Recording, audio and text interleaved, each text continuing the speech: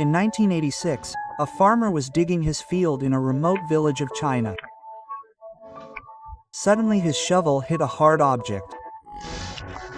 When he removed the soil, a human skull came out from below and a big old brick was kept near it, on which some strange symbols were made. Now in greed for treasure, this poor farmer dug very deep there, and what he saw made him sweat because 43 skeletons came out from there and all of them were buried under the same wall. The Great Wall of China, which is one of the 7th wonders of the world in our eyes. It is an unmatched example of architecture and the largest man-made structure in the world. But the history of this Great Wall of China is many times more terrifying and mysterious than this. Because it is not just a wall but a cemetery where the bodies of more than 5 lakh workers are buried. The blood of 20 lakh workers was shed to build it. Countless empires became bankrupt and it took 2,000 years. That is why some people in China consider it cursed and some people consider it the dragon of the earth. So why was this Great Wall of China built? What is the mysterious story of the dragon associated with this wall? Why is it called the world's largest cemetery? And why is this wall considered a failure despite so many years of hard work? Today we will unveil these mysteries of the Great Wall of China. So do watch this interesting video till the end.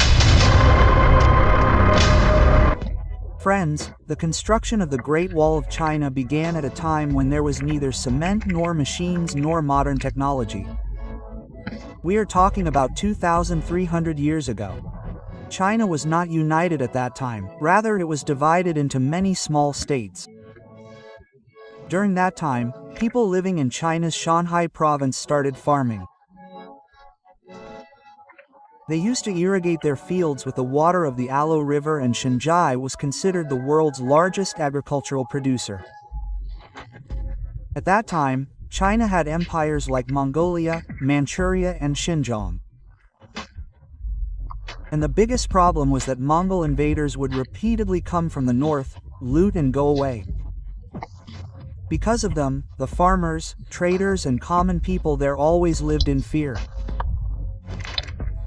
Meanwhile, in 223 BC, Qin Shi became the first emperor of China, and to avoid this attack, he dreamed of building a wall that would protect China. He ordered that a huge wall be built on the northern border so that the infiltration of the Mongols could be stopped, and in this way the construction of the Great Wall of China began, which was going to sacrifice the lives of 5 lakh workers in the coming 2,000 years. Now how was this Great Wall of China built? Before knowing that, let us know the story of the dragon associated with it. So friends, this wall is built on the north side of China and goes from the snowy desert to the Yellow River. On its way, high mountains, steep rocks, dry desert, snowy areas, river, pond and sea, various creations of nature can be seen, between which this wall appears to be waving like a dragon. At the same time, an old belief in China is that when this wall was being built, a dragon decided the path of this wall and the workers built the wall following it, and in Chinese culture the dragon is a symbol of power, security, energy. That is why even today many people call the Great Wall a stone dragon. A stone dragon that protects the country. Friends, very few people know that the Great Wall of China is not a straight uniform wall. It is actually a network of many walls, forts, posts and watchtowers, which have been built by different kings at different times. By adding these walls, its total length today is measured to be 21,196 kilometers.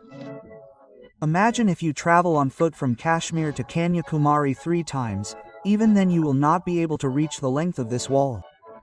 Now you must be thinking that thousands of years ago, when there were neither engineers nor modern resources, then how was such a big and strong wall built? So the answer to this is hard work and sacrifice, because the story of this wall is written with blood and sweat. When you see the Great Wall of China with your own eyes, you will find some part of it scattered in the scorching dry desert, while some part will be seen climbing such high hills and inaccessible areas where reaching even today is no less than a challenge. Dense fearful forests are spread around these hills, where not only wild animals but also the silence of death prevails. Historians believe that about 7 different dynasties and more than 20 Chinese emperors built this wall in different periods, and this process continued for about 2,000 years. During this time, the lives of millions of workers were lost like bricks in a wall. All Chinese empires used to recruit a large number of common people to build the Great Wall of China. Along with this, prisoners were also used in this, who were sent to build the wall for 4 years as punishment. It is said that the workers were not allowed to go to their homes for years. They used to break rocks and add them to the wall for 16 to 18 hours a day in the scorching sun or icy winds. They did not even get enough food to eat. No warm clothes, no rest, and no medical facilities. They used to sleep near stones in the freezing cold under the open sky, and when they fell ill, they were not treated, which led to their death. Some people fell into the ditch while working. It is said that about 5 lakh workers lost their lives in building the Great Wall of China. Their bodies are still buried near or under this wall. That is why this Great Wall of China is also considered the world's largest cemetery.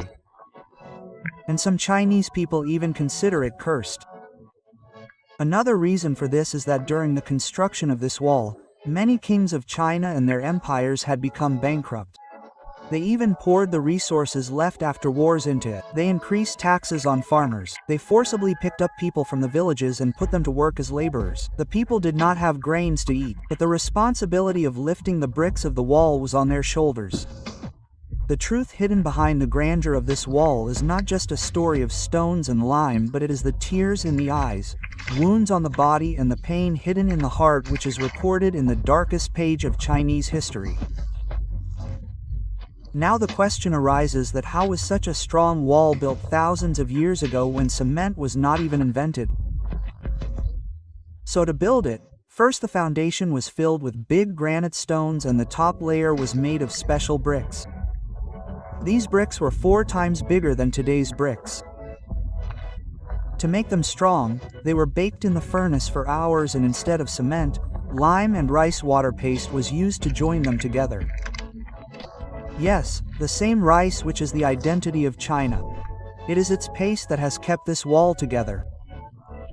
In total, about 500 billion bricks and crores of tons of stones were used to build this wall. From this you can guess how many crores of tons of lime and rice paste must have been used to join them.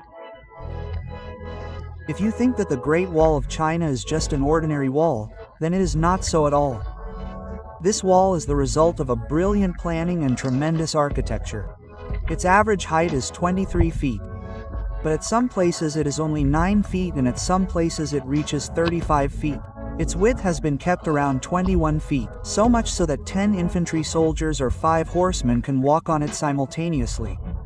This wall was designed in such a way that if the enemy attacks from anywhere, the soldiers can reach that place immediately, while railings were made on both sides so that the soldiers do not fall down and can protect themselves from the enemy attack. And if you look at this wall carefully, you will see holes in many places.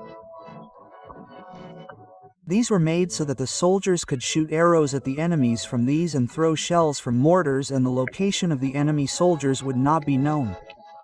That is, in a way, they were like modern military bunkers. Not only this, there was a watchtower every 100 meters on the Great Wall, whose height was more than the rest of the wall. The number of these towers is said to be around 25,000. 20 to 25 soldiers were stationed in each tower who ate, slept, and were prepared for any danger. If an enemy was seen during the day, the soldiers would signal by hoisting a flag or ringing a bell. At night they would light a fire and alert the other posts. This was a kind of old communication system which was related to the security of the entire empire. But the most important thing is that there is a network of secret tunnels under and inside the Great Wall. Through these tunnels, soldiers could reach from one place to another without anyone knowing. It is said that even today there are such tunnels whose route no one knows. These tunnels still remain mysterious, and it is believed that many secrets of history may be hidden inside them or a big treasure. However, now permission is not given to go for exploration in them. So friends, the Great Wall of China was not just a wall but a complete defense system. A structure that shows very advanced thinking for that time. But do you know that despite 2,000 years of hard work and 5 lakh lives, this structure is considered a futile project? But why? The reason is very clear that this wall could not completely protect China from enemies. Yes, in the 13th century, the world's most cruel and powerful invader Genghis Khan crossed this wall and attacked China, and not only this, in the year 1550, the Mongols again crossed this wall and attacked China. But the biggest shock came when in the year 1644, the soldiers of the Manchu Empire crossed this wall, captured Beijing and completely destroyed the Ming dynasty. After this, the power of China went into the hands of the Qing dynasty, which ruled till almost the 20th century. During this time, Mongolia also became a part of China. That is, the wall which China considered the biggest guarantee of its security proved ineffective again and again in history. However, in later years, especially during the Second World War, the Chinese army used this wall to train its soldiers and to keep an eye on the activities of the Japanese army. Today, the Great Wall of China has lost its military importance, but its importance from a historical, cultural, and tourism point of view is more than ever. Every year more than 1 crore tourists reach China to see this Great Wall. And this is the reason why the Great Wall of China has now become the identity of China.